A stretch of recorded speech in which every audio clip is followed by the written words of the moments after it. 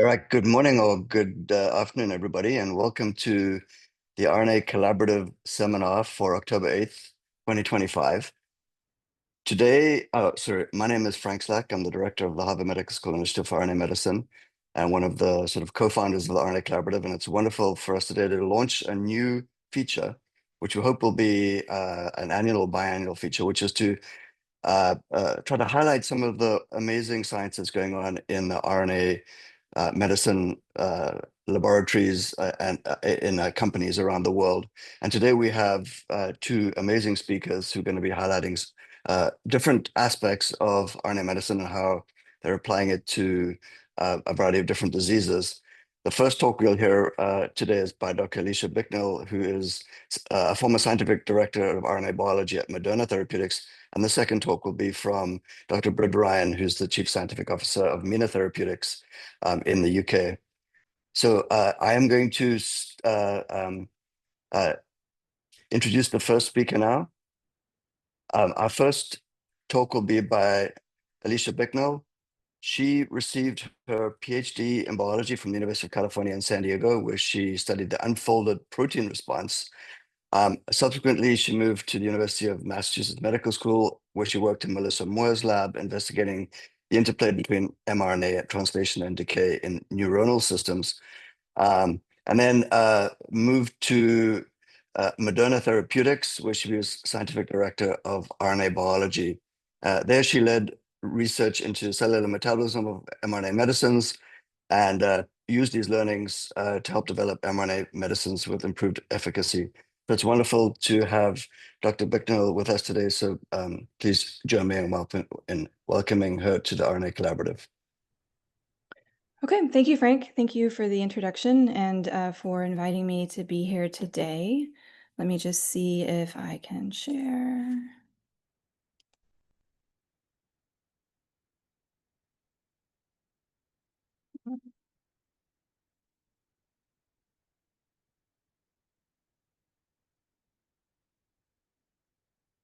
All right, somebody please let me know if you can't see my screen. Okay, so my name is Alicia Bicknell, as Frank said, and I'm going to talk to you today about some work that we did back when I was at Moderna to improve the potency of mRNA therapeutics by stabilizing the 3' end against deadenylation in the cytoplasm. So I do want to first start by acknowledging the people who did this work. So this work was done while I was at Moderna by this amazing Moderna team, highlighted here at the bottom. And I'm just going to look for a pointer here. There we go. So a lot of really talented individuals who contributed to this work. And then part of it was done also in collaboration with Eugene Valkov's lab at the NCI. And I'll highlight that portion when I get to it. Okay, let's see. So at Moderna, Moderna is in the business of making mRNA medicines.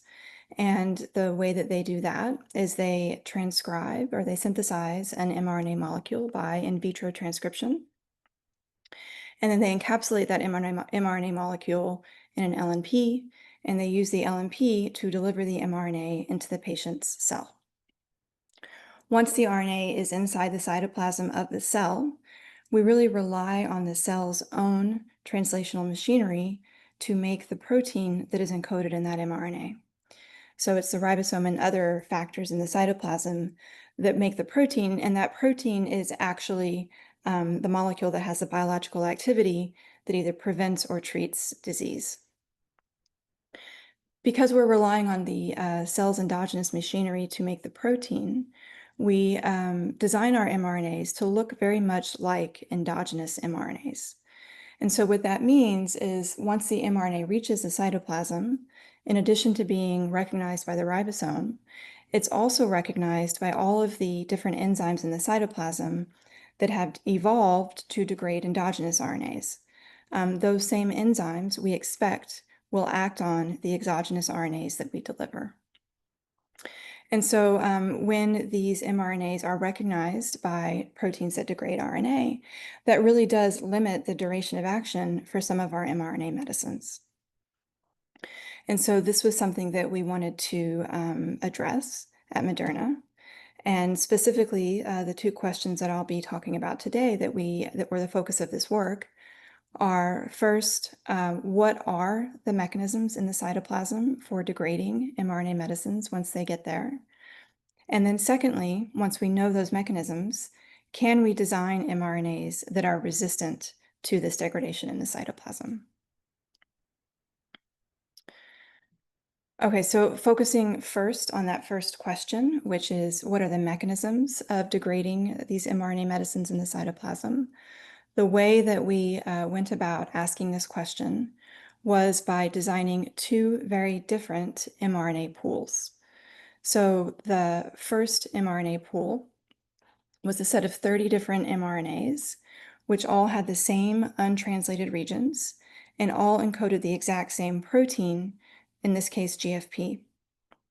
But where they differed was in the strategy used to design the coding sequence. So these 30 different mRNAs were designed to have a range of predicted secondary structures in the coding sequence and a range of codon optimalities in the coding sequence design. We picked 5 different unique sequences at each of these different portions of this graph, spanning this range of optimalities and secondary structure. This particular mRNA pool is one that we designed a while ago at Moderna, and we knew based on that work that we get more protein expression when we have RNAs with higher optimality and relatively high secondary structure in the coding sequence. So then we might have expected that when we take lots of different proteins and use the same coding sequence design, we would then get maximal protein expression from that coding sequence design. So we then designed kind of the inverse RNA pool. This RNA pool, which we're calling the encoded protein pool, uses the exact same sequence design algorithm, where we're aiming to get high optimality and relatively high secondary structure. But the encoded protein differs among the 45 RNAs in this particular pool. So we have 45 different proteins encoded, but we're using the exact same sequence design strategy. Because these proteins are different, they also have different RNA lengths. So both the underlying amino acid sequence and the lengths differ for this particular pool. So of these two different pools, one has the same protein but different ORF design strategy. The other has the same ORF design strategy but different protein sequence. We use these two different pools as a tool to try to ask how our RNAs are degraded when we deliver them into cells. Oh, no, I can't advance. Hang on one second.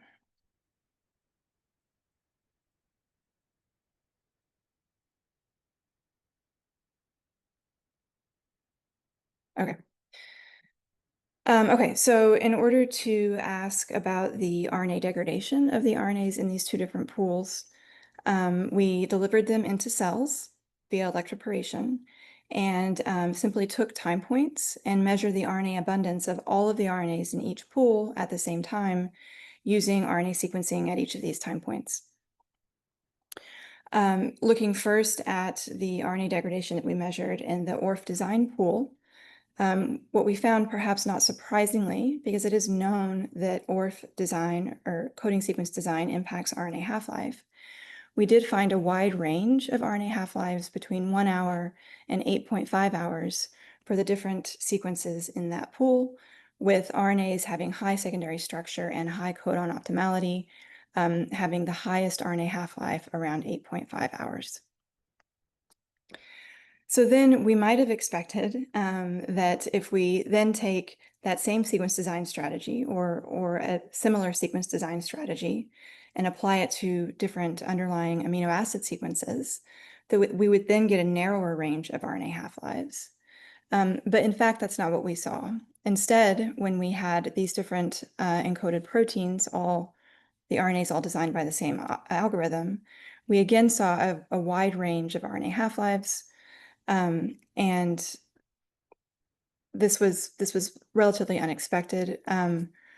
I've called out here the two particular RNAs, one representative with a high RNA half-life and one with a low RNA half-life. These same RNAs will be called out throughout the presentation, so you can kind of keep track of these particular RNAs for the different measurements that we took.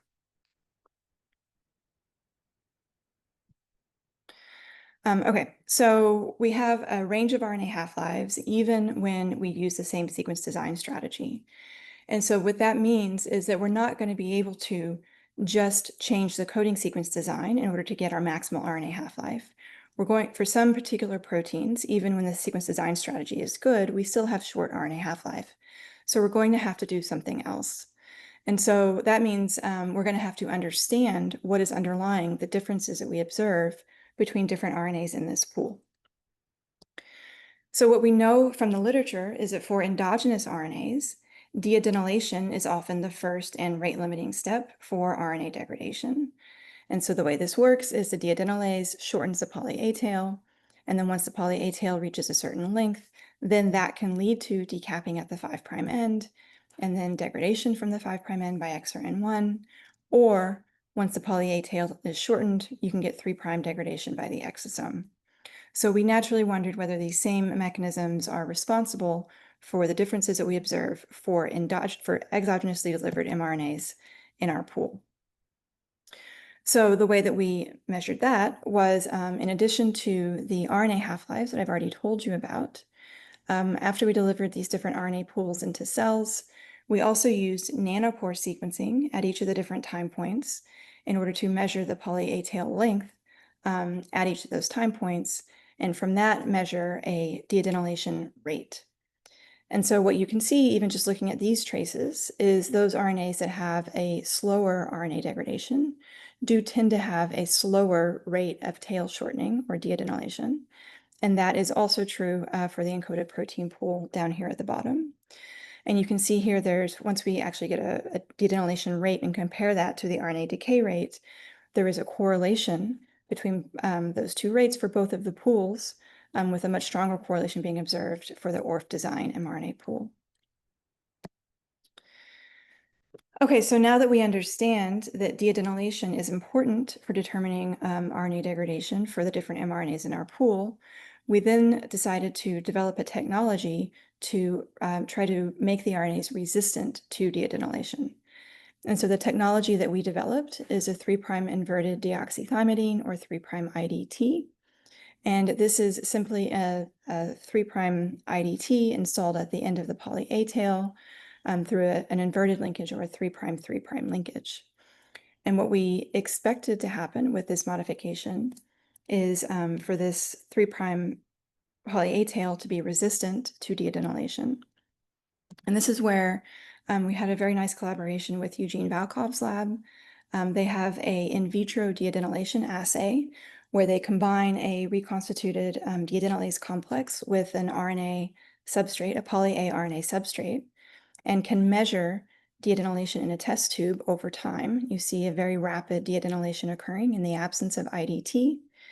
When they then use a modified oligo with the IDT modification, you can see the rate of deadenylation is significantly slower. So the IDT really does inhibit deadenylation in vitro. And given this, and the fact that we already know that deadenylation is important for the RNA degradation of the mRNAs in cells, we expected this modification to also inhibit RNA degradation in cells for our two different RNA pools. And in fact, that is what we saw. Okay, so here I'm showing you on the left the ORF design mRNA pool. In this case, we only made the IDT modification for one representative member of each pool.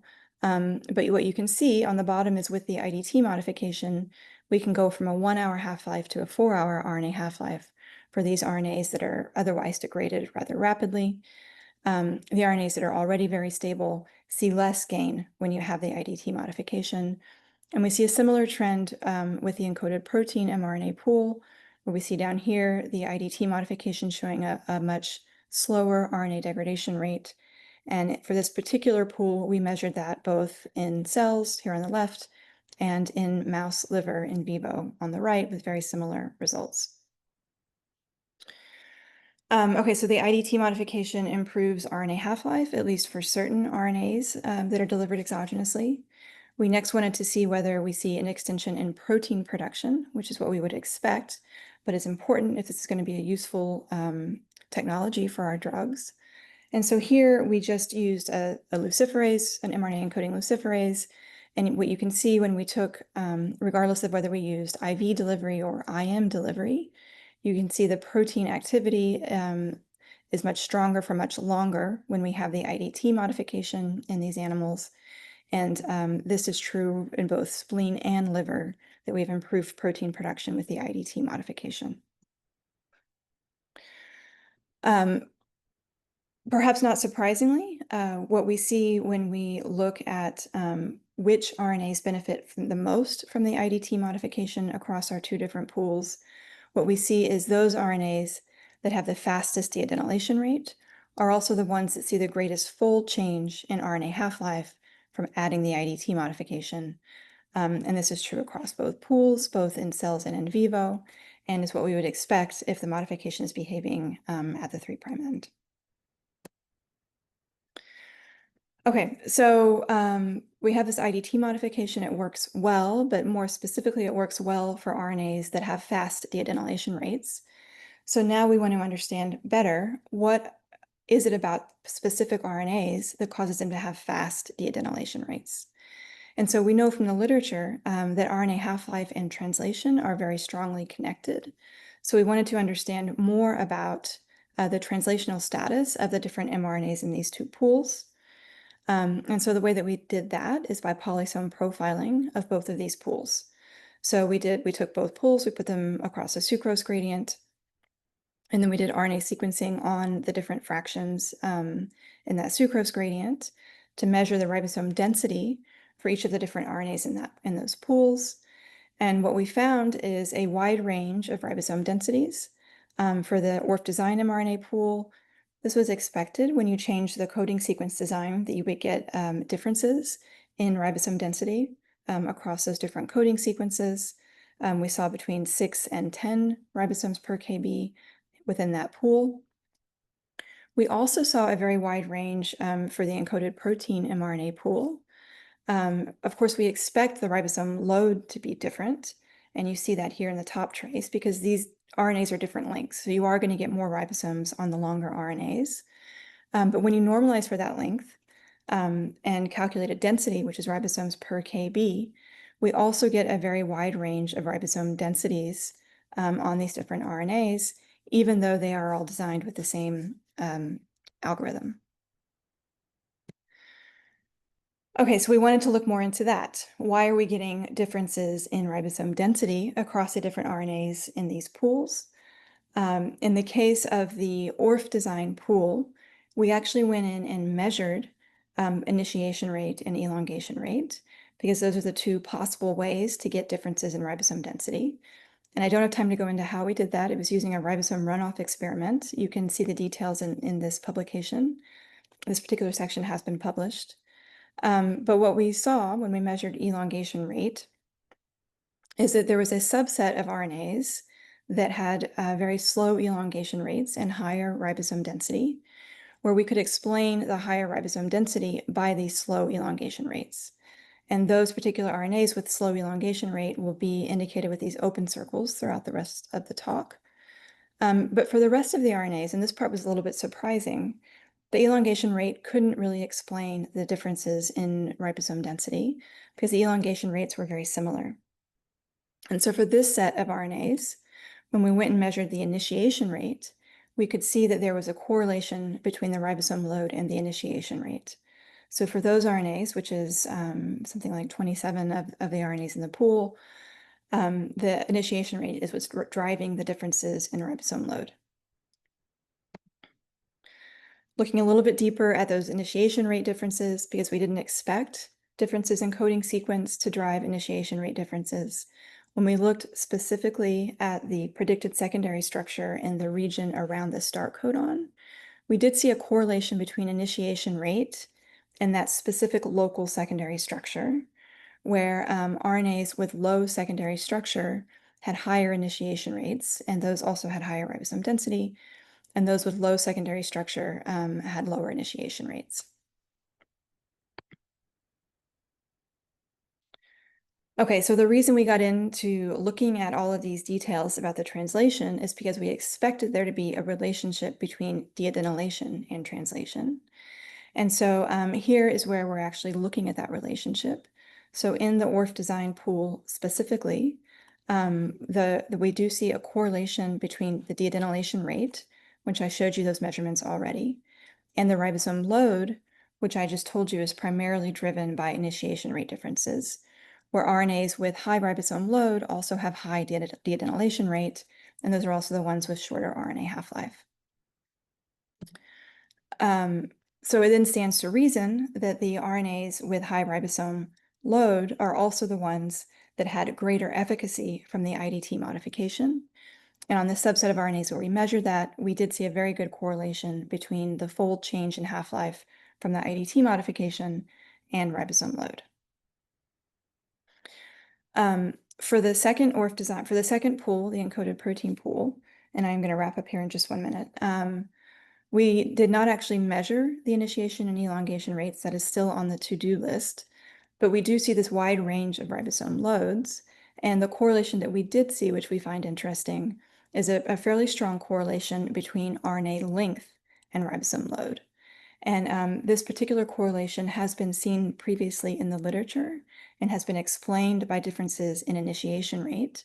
So our working model, until we actually take those measurements, is that for this pool also, the differences that we observe in ribosome load, which we see correlate with length, are probably at least partly driven by differences in initiation rate, although those differences in initiation rate are achieved in very different ways from the first pool, where we had those differences in secondary structure around the start codon.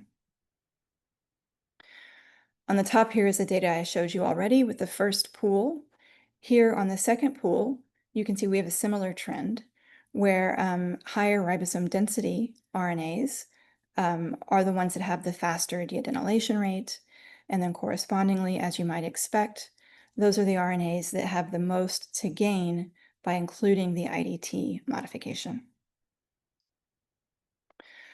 Okay, so putting it all together, what I've told you today is that across two very differently designed RNA pools, we see that deadenylation rate is important for the degradation of exogenously delivered mRNAs. We also see that initiation rate appears to be, or we have evidence that initiation rate is an important determinant of deadenylation rate across those two pools, and that initiation rate can be influenced either by structure on the start codon or by RNA length. And then the last point is that we've developed an IDT modification, which for those RNAs that do have the faster deadenylation rates, which are also those with the higher initiation rates, that IDT modification can go a long way to improve the RNA half-life and the duration of protein expression. And with that, I will wrap up and happy to address any questions. Great. Thank you very much, Alicia. That was fantastic. We actually have some questions in the Q&A, just a reminder to our audience to type your questions there. I'm going to start with the questions in the order that they were received. The first question is from Fabrice Leclerc, who asks, regarding the designed mRNA sequences, did you assess the potential influence of RNA binding proteins, I'm guessing other than the ribosome, or other partners, for example, microRNAs, on their expression levels? And then second question is, when optimizing for resistance to degradation, do you observe any sequence-dependent variability in degradation depending on the coding sequence? Okay, so the first question is, did we look at any other proteins or RNAs that are interacting with the RNA and their influence on the RNA degradation? We did not. And the only thing I can say to address that is we did design these RNAs not to have any specific microRNA target sites. So computationally, I would say they're not influenced by that, but they're definitely going to be influenced by particular proteins, and we just haven't measured that. Can you say the second question again? Sorry. Yeah. When optimizing for resistance to degradation, do you observe any sequence-dependent variability in degradation depending on the coding sequence? Yes. Yeah, so we definitely see different coding sequences have very different RNA degradation rates. I think that's the question. Yep. All right. All right, good. So the next question is from Fanbu, who asks, can 3' IDT be used on 3' UTRs of any length? Does the length of the 3' UTR matter? The length of the 3' UTR should not matter. Yeah, it could be installed anywhere. All right, maybe I have a quick question in relation to that. So you still saw some degradation even in the presence of that IDT. And do you think that's due to endonucleases, or did you try other caps, 3' caps that might be more efficient? Yeah, so that's exactly where we are now, is trying to figure that out. Okay. So there are, there's a finite number of possibilities, right? So either the 3' modification is getting removed, or we're getting decapping that's independent of deadenylation, or the RNA is being degraded by cleavage in the middle, either by endonucleases or just by chemical cleavage. Those are the possibilities. We're investigating them, but I don't have an answer for you. All right, great. Thanks. Our next question is by Carson Thorin, who asks, do you have any thoughts about the primary de-adenylation independent decay mechanism that affects delivered mRNAs? I think that's a question you just asked. Yeah, Yeah. similar. Sorry. Yeah, it could be any of those possibilities. I don't have any particular inclination as to which one it is. We're going to figure that out. Great, thank you. Peng Yao asks, do you know if secondary structure encoding sequences can affect the translation efficiency or only affect mRNA stability? It does also affect translation efficiency. Yeah. So we do see differences in ribosome density as well as initiation rates from the secondary structure. All right, great, thank you. Our next question is from Li Ji, who asks, can IDT be installed enzymatically, or is it really just a chemical modification? Yeah, so the installation of IDT is one of the things that I am not allowed to talk about for confidentiality reasons. All right, thank you for that. And then the last question we have so far is from an anonymous attendee who says, what is the structural basis of IDT? Does PABP interfere with IDT or nuclear base T? I'm not sure if I'm following that exactly, but yes, what's the structural basis? I guess you could start with that. Are we asking? Okay, so the IDT is installed through a 3' linkage. In terms of what impact that actually has on secondary structure, we haven't measured that in any way, so I don't know. Okay. And we also haven't measured any PABP association. But we do see that the RNA is still translated. So we're clearly still having some PABP association. Okay, thank you. We actually have 4 more questions that we're not going to get a chance to answer online, but answer on air. But if you wouldn't mind answering the rest of the questions in the chat or in the Q&A, Sure. I would really appreciate that. And we're going to move on to our next speaker. So fantastic. So thanks to both of our speakers for great talks. I'm also going to mention that our next RNA Collaborative seminar is on October 22nd, and it's going to be hosted by the Groupement de Recherche in RNA and the Zhejiang University Center for RNA Medicine. So please join us in 2 weeks' time for our next RNA Collaborative seminar. So thanks to our speakers. Thanks to all of you for your attention. Thanks for the questions, and we'll see you next time. Bye-bye.